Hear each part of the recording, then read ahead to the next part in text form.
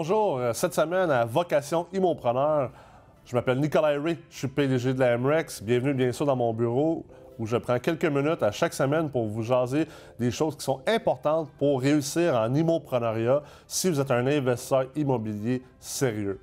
Cette semaine, j'ai envie de vous parler de l'importance de bien choisir les gens avec qui vous êtes en affaires. Que ce soit votre courtier immobilier, que ce soit votre avocat, votre gestionnaire, votre concierge et également vos associés et vos investisseurs. C'est tellement important de bien choisir ces gens-là. Je prends l'exemple de quelqu'un qui aimerait investir avec vous pour vous aider à acheter davantage de blocs appartements. Le réflexe habituellement des immopreneurs, surtout à leur début, c'est de dire oui. Parce que, bien sûr, on veut avoir accès à plus de capital, on veut avoir accès à plus de sous pour pouvoir bâtir davantage ce qu'on a envie de bâtir.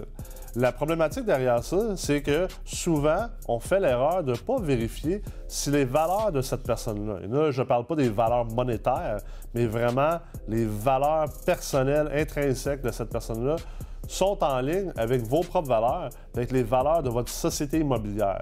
C'est extrêmement important parce que la pire chose, c'est de vous associer avec quelqu'un avec qui vous n'entendez pas bien, avec qui vous n'avez pas d'atome crochu, parce que ultimement, lorsqu'il va avoir un peu de brasse camarade dans une négociation de contrat, lorsque les choses vont aller peut-être un peu moins bien, ce qui est possible en immoprenariat, l'entrepreneuriat, c'est toujours des hauts, c'est toujours des bas. Donc, c'est important d'avoir des gens avec qui on va bien s'entendre, autant durant les bons moments que durant les moins bons moments.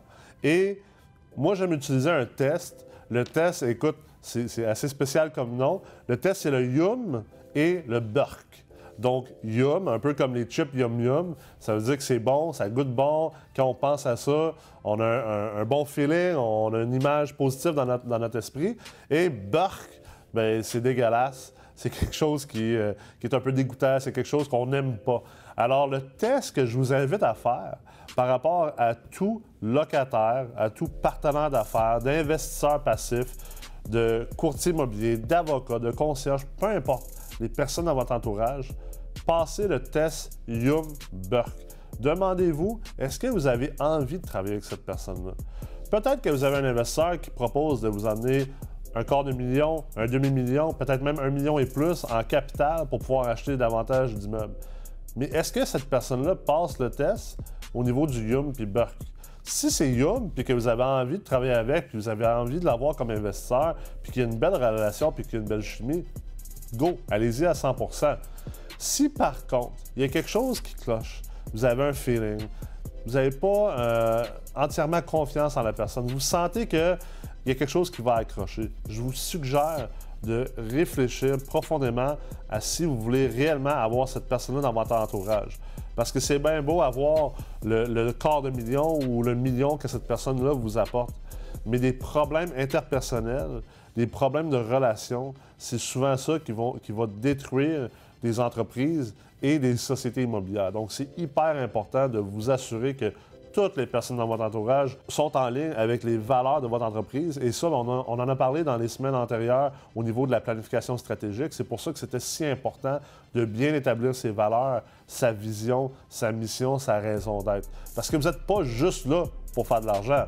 On ne se fait pas de cachette. Oui, c'est de l'investissement immobilier, on veut faire de l'argent, mais c'est plus que juste de l'investissement, c'est de l'immoprenariat. C'est un peu un hybride entre l'entrepreneuriat et l'investissement.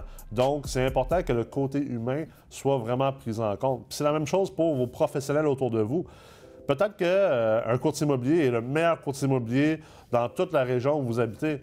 Mais si ce courtier-là n'a pas les mêmes valeurs que vous, si vous ne réussissez pas à vous entendre bien, puis que ce n'est pas quelqu'un avec qui vous avez réellement, d'un point de vue personnel, envie de faire affaire avec, je vous le dis, je vous suggère que c'est une erreur de faire affaire avec cette personne-là parce que, ultimement, les problèmes vont arriver et vous allez avoir des difficultés au niveau de tout le processus de transaction, au niveau des relations que vous avez à avoir avec, et ça va mener à plein de maux de tête.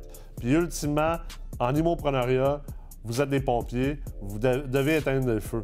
Donc, si on veut se donner une chance, c'est important d'avoir pas trop de pyromanes dans notre entourage. Alors, j'espère que vous avez apprécié la capsule cette semaine. Je vous invite à revenir me voir la semaine prochaine alors qu'on rentrera dans d'autres sujets super croustillants et importants pour les immopreneurs. Merci beaucoup.